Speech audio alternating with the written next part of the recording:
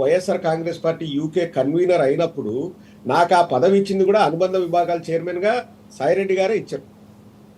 నేను ఒక కన్వీనర్గా నేను ఫోన్ చేసినప్పుడు మా పార్టీ అధికారంలో ఉండగా నేను థ్యాంక్స్ చెప్పడానికి ఫోన్ చేశాను, మెసేజ్లు పెట్టాను. ఏ పొద్దు మెసేజ్కి రిప్లై లేదు, కాల్కి ఆన్సర్ లేదు.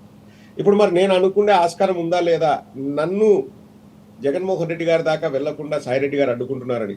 ఇది ఎందుకు చెప్తున్నానంటే, ఇది ఎవరో తగ్గిస్తే తగ్గేదో, ఎవరో పెంచితే పెరిగేదో కాదండి. పనితీరును బట్టి పార్టీలో ప్రాధాన్యతలు అనేటివి ఉంటాయి. అది ఈ పార్టీయే కాదు, రేపొద్దున వాళ్ళు అన్నారు కదా నిన్న, మళ్ళీ నేను రాజకీయాల్లో పునఃప్రవేశం చేసే అవకాశం ఉందని ఇంకొక పార్టీకి వెళ్ళినా అదే జరుగుతుంది. సో బోడిగుండుకు మోకాలకు ముడేస్తూ సరే సిఐడి వాళ్ళు పిలిచారు, సిట్టు విచారణకు వచ్చారు, అవన్నీ ఓకే. కానీ వచ్చి రావడంతోనే మళ్ళా కోటరీ అని చెప్పేసి నేను మా పార్టీని అంటే వైఎస్ఆర్ కాంగ్రెస్ పార్టీని ఏదో ఉద్ధరించడానికి నడుం బిగించాననే విధంగా సాయిరెడ్డి గారు చెప్పడం ఇంకా వారి విఘ్నతకే వదిలేస్తున్నాం. ఎందుకంటే మా పార్టీలో లేరు కాబట్టి ఇప్పుడు మేము విమర్శలు చేయడం అన్ని పద్ధతి కాదు. We have lot of respect for Sai Reddy గారు. వారు మా పార్టీకి ఎంతో చేశారు and we keep it that way. కానీ సాయిరెడ్డి గారు పదే పదే నా ప్రాధాన్యతను తగ్గించారు, నా ప్రాధాన్యత తగ్గించారు అంటే నీ ప్రాధాన్యతను ఎవరూ తగ్గించరు.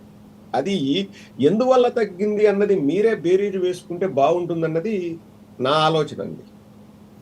రైట్. అయితే మ్యాటరు, మీటరు, కోటరీ ఈ మూడు పదాలు బాగా ఎక్కువగా నడుస్తున్నాయండి. అంటే most watched keywords in social media with respect to YSRCP.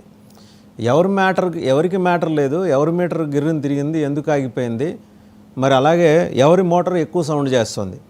ఇప్పుడు ఎంత కాదనుకున్నా చూసేవాళ్ళకి వినోదం, చూసేవాళ్ళని కన్ఫ్యూజన్లో పెట్టడం అనేది మీ పార్టీ శైలిలా కనిపిస్తుంది.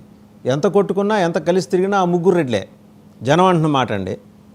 విజయసాయిరెడ్డి, సజ్జల రామకృష్ణారెడ్డి, వైవి సుబ్బారెడ్డి. ఎప్పుడన్నా గెస్ట్ అపీరెన్స్ పెద్దిరెడ్డి రామచంద్రారెడ్డి గారు, అంటే ఆయన ఎంత బ్యాక్ అండ్ మెకానిజం కాబట్టి. సో వీళ్ళే కనిపిస్తున్నారు. సినిమాలన్నీ వాళ్ళవే ఆడుతున్నాయి. అయితే సుబ్బారెడ్డి గారి సినిమా ఆడుతుంది, లేకపోతే సజ్జల గారి సినిమా ఆడుతుంది, లేకపోతే ఇంకొకళ్ళు సినిమా ఆడే పరిస్థితే లేదు కదా. ఇదంతా జగన్మోహన్ రెడ్డి గారికి తెలీదా? ఇక్కడ మీకు ఒక విషయం క్లియర్గా చెప్తాను. వాసుదేవ్ గారు అడిగారు కాబట్టి చెప్తున్నాను.